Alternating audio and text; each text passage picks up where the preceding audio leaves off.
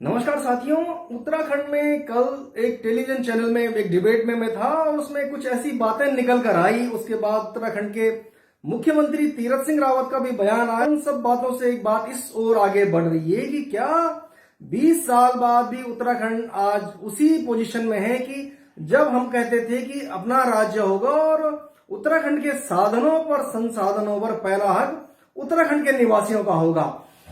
सरकार ने कल कोरोना के लेकर एक साल के जो आंकड़े कल तक के थे उसमें बताया कि अब तक 2502 डेथ इस प्रदेश के आंकड़ों में जुड़ी हैं।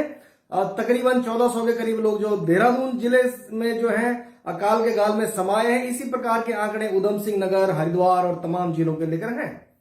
इस बीच इस बहस इसलिए शुरू हुई है कि जो तीरथ सिंह रावत ने कहा है कि उत्तराखंड के ऊपर जो ये राष्ट्रीय स्तर के जो मृत्यु दर है उससे भी आगे उत्तराखंड क्यों है। में 3 स्टेट सामने लगे हुए हैं। आपका हिमाचल है, हरियाणा है, उत्तर प्रदेश का पश्चिमी बेल्ट है।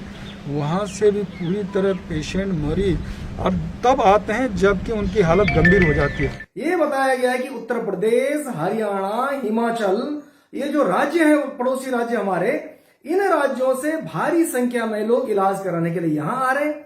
अभी तक आज तक सरकार ने यह स्पष्ट नहीं किया है कि जो ऋषिकेश एम्स में कोरोना को लेकर जो हजारों लोगों ने इलाज करवाया वो बिजनौर से सहारनपुर, मुजफ्फरनगर, नजीबाबाद, नगीना, धामपुर इन जगहों से वो यहाँ इलाज करवाने आए।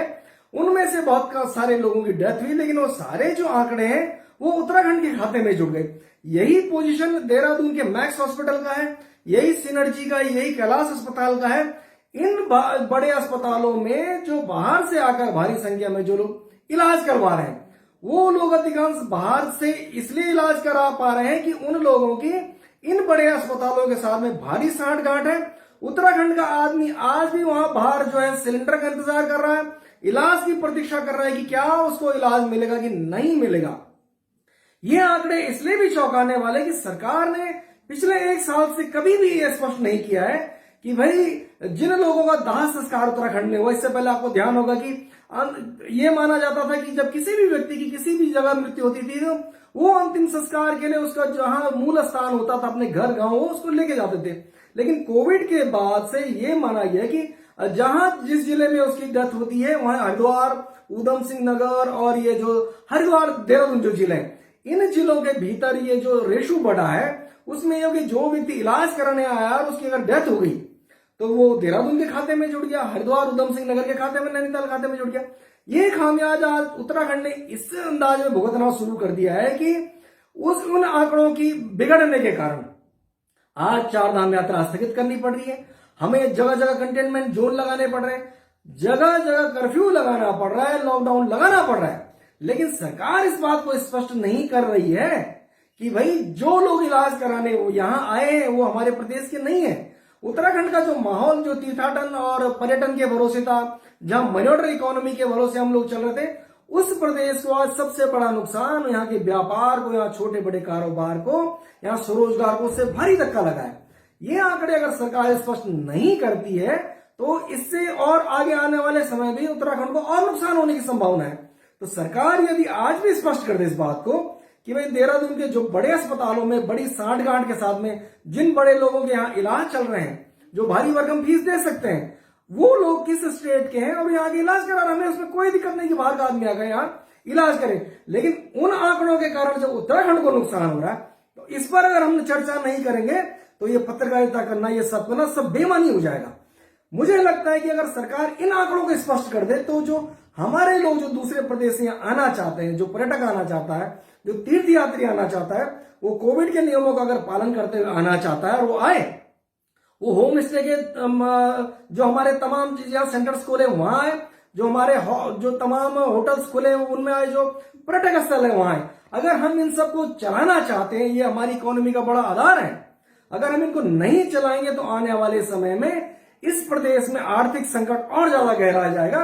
उत्तराखंड के बड़े बड़े महंगे महंगे अस्पतालों में एक रैकेट चल रहा है, एक खेल चल रहा है, खेला हो बे वो हो रहा है। वहां पे जो अस्पताल के मालिकान हैं, जो अस्पताल के मैनेजमेंट हैं, उन्होंने फर्जी आरटीपीसीआर रिपोर्ट के आधार पर अच्छे भले स्वस्थ लेकिन गरीब मजदूर लोगों को बिस्तरों पे कोविड पेशेंट बनाकर लिटाया हुआ है। ये कैसे होता है समझिए। अस्पताल के मैनेजमेंट ने मजदूरों को बुलाया, मजदूरों को 1000 2000 रुपए पर डे देने का लालच दिखाया, उनका आधार कार्ड लिया, उनकी फोटो ली, एक फर्जी आरटीपीसीआर रिपोर्ट तैयार करवाई जिसमें उसको पॉजिटिव दिखाया जबकि वो था नेगेटिव, और उस पॉजिटिविटी के आधार पे उनका अस्पताल में एडमिशन कर लिया गया, अस्पताल में बेड दे दिया गया। और जब सरकार वहां पे ऑडिट करने गई, जब लोगों ने पूछा, बोला हमारे यहाँ सब फुल है, हमारे यहाँ सब फुल है, और बेड नंबर अपने पास लिख लिए कि फलाना बेड, ठिकाना बेड, ये जुगाड़ वाले बेड हैं। जब कोई बड़ा आदमी पहुंचा, जब कोई मालदार आदमी पहुंचा, उससे मोटा पैसा ऐंचा और उसके बाद वहां के उस मरीज की रिपोर्ट नेगेटिव दिखा दी, उसको विदा कर दिया जो फर्जी मरीज था, और जो मालदार मरीज है उसको वहां एडमिशन दे दिया, पैसा अंदर कर लिया। और कल जो मुद्दा उस डिबेट में निकल कर आया वो एक इतना गंभीर मुद्दा है कि जो ये भी दर्शाता है कि जो हमारी सरकार की इच्छा शक्ति है, जो आज शासन तंत्र है, जो प्रशासन है, और जो बड़े लोग हैं, जिन लोगों से जूझते हुए इस अलग राज्य को मांगा गया था, आज भी कमोबेश लड़ाई हुई है। और अगर इस राज्य को बचाना है, यहाँ के साधनों और संसाधनों पर अगर पहला हक उत्तराखंड के आदमी का नहीं रहेगा, तो इस प्रदेश को अलग प्रदेश मांगने का हमें कहीं भी कोई मुनाफा नहीं होगा, कोई फायदा नहीं होगा।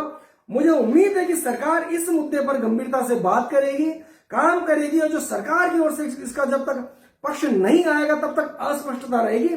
और इसी मुद्दे को अगर क्लियर करना है तो सरकार को स्पष्ट आंकड़े सामने रखने होंगे। नमस्कार।